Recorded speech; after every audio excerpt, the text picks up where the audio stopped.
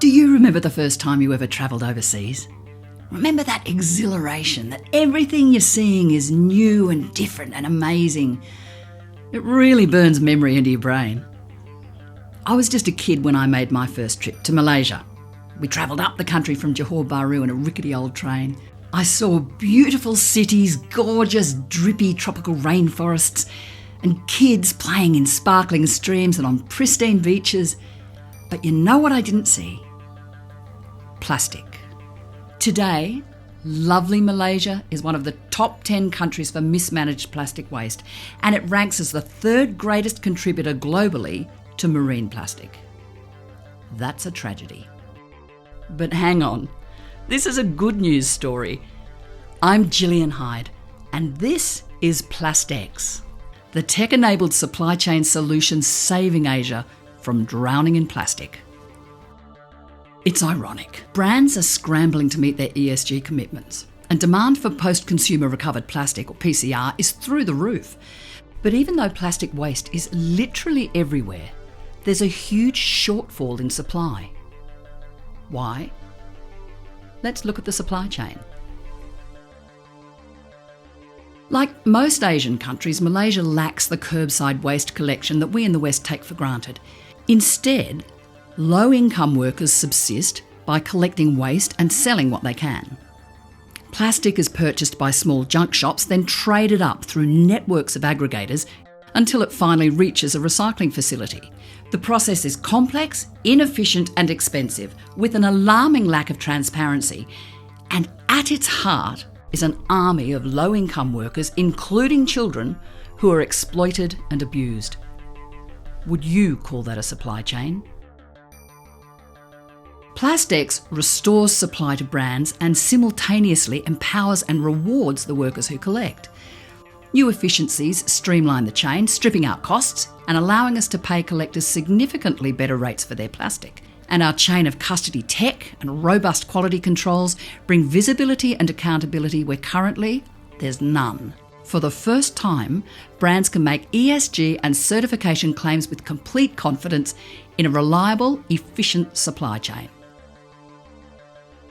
PlastX delivers to specification, at volume, and known price. For clients, it means their current needs are met with a reliable source of quality PCR plastic, and new markets are opened up thanks to verifiable sustainability claims.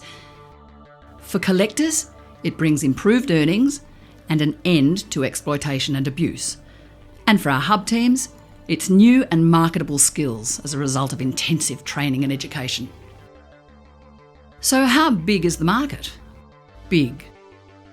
The Ellen MacArthur Foundation estimates the economic value of Asia's unrecovered plastic to be $100 billion annually, and the shortfall of recycled content needed to meet plastic pact commitments, $5.1 billion.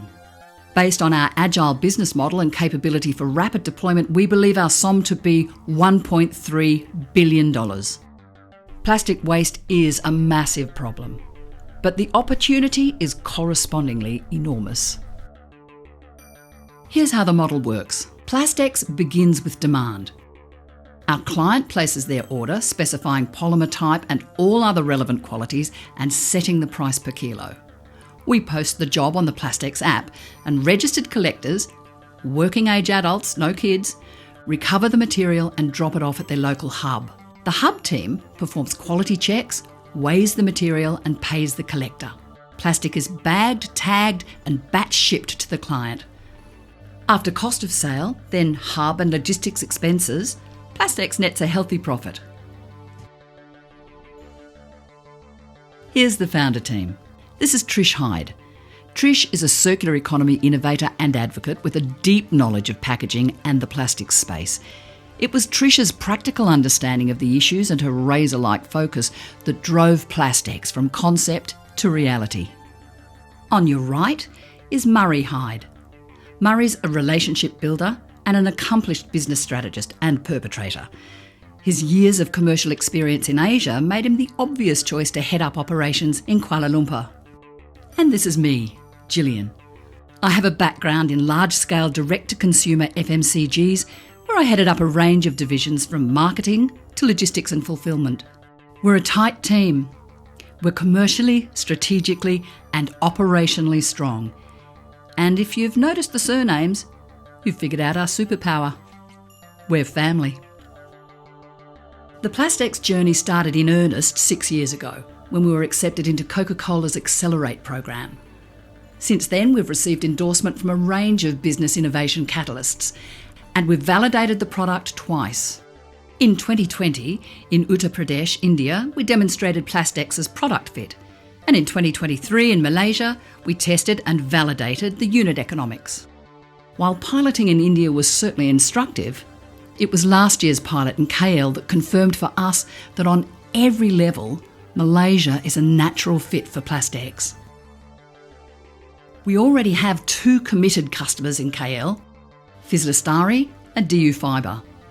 Those signed MOUs alone represent $3.2 million of ARR, and our strong relationship with Marais and its big brand constituents holds significant business potential for PlastX. The competitive landscape includes the haphazard and unreliable junk shop aggregator model, social enterprises such as Plastic Bank, and collection apps that reward or gamify collection. But PlastX has a significant point of difference. Where competitors focus on collection, PlastX focuses on the customer. We start with demand, so clients receive exactly what they need at competitive market pricing. Because the material has already been purchased, we know that 100% of the PCR plastic collected will be reused. No competitor can deliver that promise. And unlike our social enterprise competitors, PlastX is a low bricks and mortar model, making us both agile and scalable. We've put PlastX through its paces twice, so we know a few things for certain. The platform works. People from all backgrounds are able to engage with the tech and collect to specification. And the unit economics stack up. Whether collecting PET, HDPE or anything else, collectors still earn more when they trade with PlastX, and PlastX still retains a strong margin.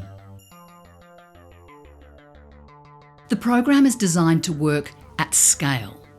At low volume, costs can be prohibitive because hub operator costs are incrementally fixed. But at high volume, and waste plastic is a high volume game, the sunk costs are defrayed and PlastX becomes profitable. How profitable? That depends.